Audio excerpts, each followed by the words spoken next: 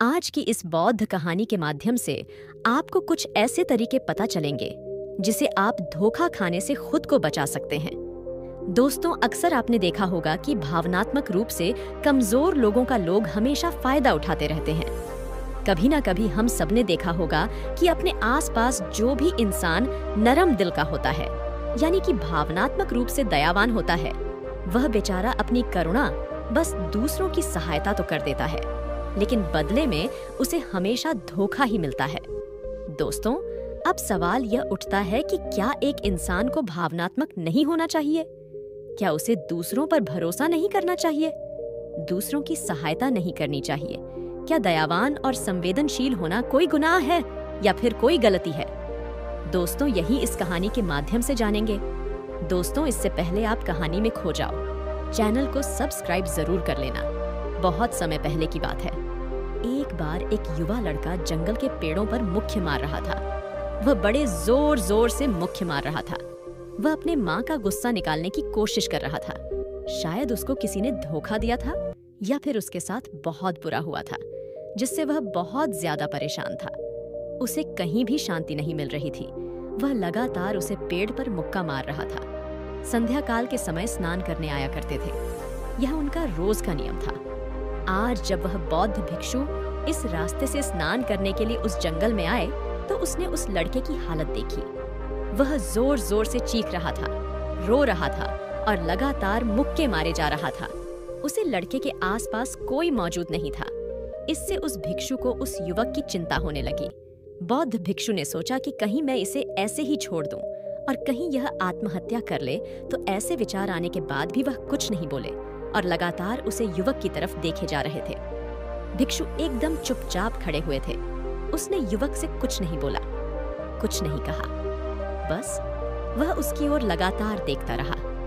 कुछ देर तक तो उसे युवक ने उस भिक्षु को नजरअंदाज किया, लेकिन कुछ देर बाद उसे अजीब सा लगने लगा। तब उसने सोचा कि ना तो ये मुझे रोक रहे हैं और ना ही कुछ कह रहे हैं। ये तो बस मुझे देखे जा रहे हैं। इसका क्या मतलब है? बड़ा अजीब आदमी है। ऐसे ही विचार उस लड़के के मन में उठने लगे थे। जब कुछ देर बाद भी वह भिक्षु कुछ नहीं बोले, तो लड़के ने अचानक से उससे पूछा, मान्यवर, आप अपने रास्ते क्यों नहीं चले जाते? आपको क्या मतलब खड़े हुए? मुझे देख क्यों रहे हैं? फिर भिक्षु ने बड़े शांत स्वर में कहा, बेटा, मैं तुम्हें रोक नहीं रहा हूँ, तुमसे कुछ कह नहीं रहा हूँ, तो मुझे तुम्हें क्या परेशानी है? मेरे ही तरह यह पेड़ पौधे, यह पक्षी, यह सब तुम्हें तो देख ही रहे हैं। जब इसे तुम्हें कोई परेशानी नहीं है, तो मुझे क्यों परेशानी है? यह सुनकर और लड़का जोर से चिल्ला कर बोला, मुझे सबसे परेशानी है। मैं सबसे नफरत करता हूँ। यहाँ पर सब धोखेबाज गद्दार होते हैं, कोई किसी का नहीं होता इस दुनिया में। और इस तरह बोलते बोलते वह फूट फूट कर रोने लगा और रोए जा रहा था। और बौद्ध भिक्षु उसे देखे। यहाँ पर सब धोखेबाज गद्दार होते हैं, कोई किसी का नहीं होता इस दुनिया में। और इस तरह बोलते बोलते वह फूट फूट कर रोने लगा और रोए जा रहा था। और बौद्ध भिक्षु उसे देखे जा रहे थे। वह उसे चुप करने की कोशिश भी नहीं कर रहे थे। यह बात तो उस लड़के को और ज्यादा अजीब लगी। अब रोना छोड़कर उस लड़के ने चुप होकर उस भिक्षु से कहा, बड़े अजीब आदमी है आप। आपके सामने कोई इंसान दुखी है, परेशान है, और आप उसे चुप भी नहीं कर सकते हो कि मन में बिल्कुल भी संवेदना नहीं है। आपको अपने साधु होने पर लाजमी होना चाहिए, और ऐसे ही न जाने क्या क्या जली कटी बातें। वह युवक उस भिक्षु को सुनाने लगा।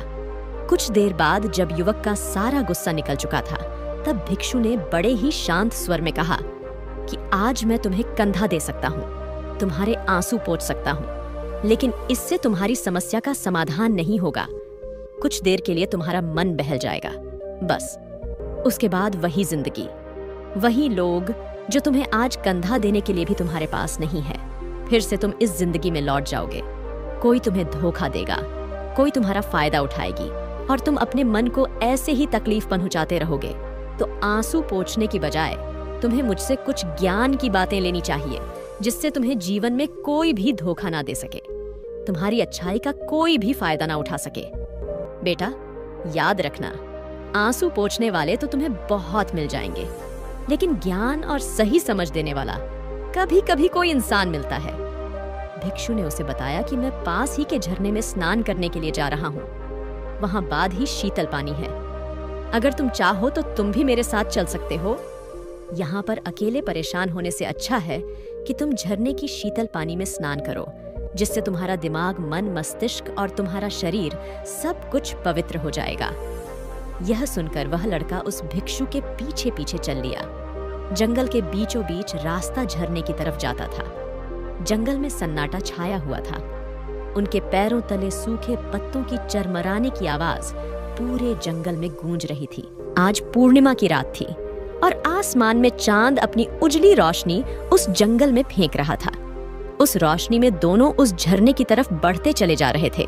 रास्ते में चलते चलते उस युवक ने उस भिक्षु से कहा, मान्यवर, आपकी जिंदगी मस्त है, आपको किसी चीज की कोई परेशानी नहीं है।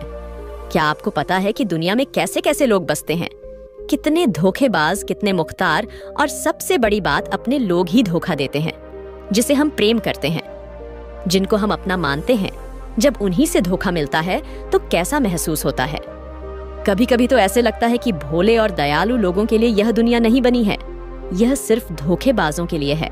वही यहाँ पर फलते फूलते हैं, वही आनंद से जीते हैं।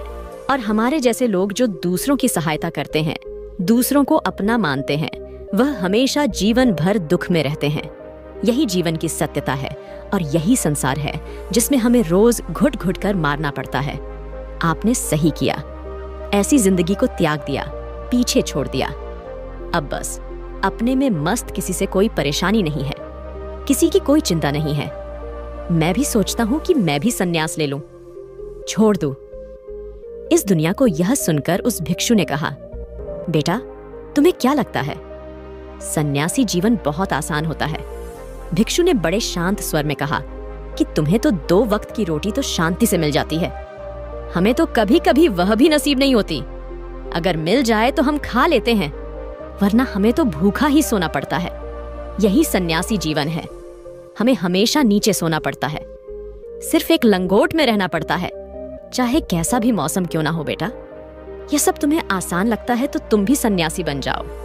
फिर युवक ने कहा कि आप कहते तो ठीक ही है, संघर्ष तो दोनों तरफ है, सांसारिक जीवन में भी और सन्यासी जीवन में भी। वैसे सांसारिक जीवन भी अच्छा है, लेकिन तब तक जब तक घर परिवार में सुख शांति बनी रहे, धोखा ना मिले, हमारे लोग हमारा फायदा ना उठाए, हमसे झूठ ना बोले, हमें धोखा ना दे, तो जीवन जीने का आनंद होता है, वरना तो जीवन नर्क हो जाता है। फिर भिक्षु ने कहा, देखो, सन्यास अपने मन से लिया जाता है। जब हमारा मन कहता है कि हमें सन्यास के मार्ग पर सफलता हासिल करनी है, आगे बढ़ाना है, तो ही सन्यासी जीवन सफल हो पाता है। लेकिन तुम अपने घर से परेशान होकर, दूसरे लोगों से परेशान होकर सन्यासी बनना चाहते हो, तो तुम्हारा सन्यासी जीवन भी कभी सफल नहीं होगा।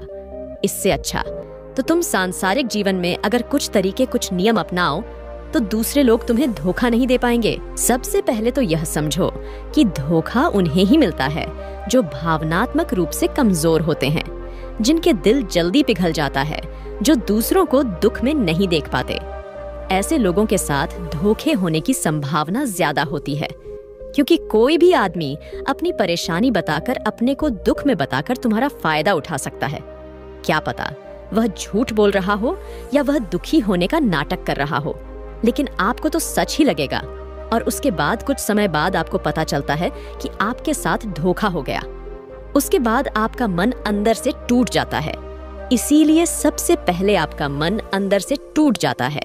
इसलिए सबसे पहले इस बात का ध्यान रखना कि किसी भी व्यक्ति को यह एहसास मत होने दो कि तुम भावनात्मक रूप से कमजोर हो। अंदर से तुम्हारा दिल नरम है। अगर उन्हें यह कमजोरी पता चल गई तो वह कोई ना कोई छल रचकर आपका फायदा उठाने की जरूर कोशिश करेंगे। चाहे आप अंदर से संवेदनशील हो, दूसरों की मदद करने वाले हो, लेकिन किसी को एहसास मत होने दो। ऊपर से कठोर बने रहो। जब लोगों को लगेगा यह आदमी कठोर है, तब वह लोग जो झूठे हैं, मक्कार है, वह आपके पास आएंगे ही नहीं। वह उन्हें चुनेंगे जो उनके आसानी से शिकार होंगे। और दूसरी बात समझने की यह होती है कि हम बहुत जल्दी दूसरों पर विश्वास कर लेते हैं, और हमारा जल्दी विश्वास करने की आदत ही हमें हानि पहुंचती है। 2 दिन तुम्हें किसी से मिले हुए नहीं होते हैं और तुम एक दूसरे के हो जाते हो, एक दूसरे पर पूरा भरोसा करने लग जाते हो, और यह भरोसा तीसरे दिन टूट भी जाता है और फिर तुम्हें धोखा मिलता है और फिर तुम परेशान होते हो। इसीलिए समय दो, किसी भी चीज को, किसी भी रिश्ते को आगे बढ़ाने के लिए समय की जरूरत होती है। समय के साथ तुम्हें सामने वाले इंसान की अच्छाई और बुराई पता चलती है। तब तुम्हें पूर्ण रूप से पता चलता है कि इंसान वास्तव में कैसा है, अच्छा है या बुरा है, और वह कुछ समय देने के बाद ही होता है। इसीलिए जल्दी किसी पर विश्वास मत करो, अपनी पूरी संतुष्टि करना। अगर तुम किसी के साथ लंबे समय तक भरोसा करना चाहते हो या किसी के साथ कोई संबंध बनाना चाहते हो, कोई दोस्ती करना चाहते हो या फिर किसी की मदद करना चाहते हो, तो इन सभी परिस्थितियों में तुम्हें यह जरूर पता होना चाहिए कि दूसरे लोग उस इंसान के बारे में क्या सोच रखते हैं। इसके बाद तुम जीवन में कभी भी धोखा नहीं खाओगे और तुम्हें कभी भी धोखे की वजह से पछताना नहीं पड़ेगा। इसी तरह की बातें करते हुए भिक्षु और वह लड़का दोनों जंगल से बाहर आ गए और अपने अपने घर को चले गए। दोस्तों, कहानी कैसी लगी कमेंट में बताना और चैनल को सब्सक्राइब कर लेना। तो मिलते हैं अगले वीडियो में, तब तक अपना ख्याल रखना। नमो बुद्धाय।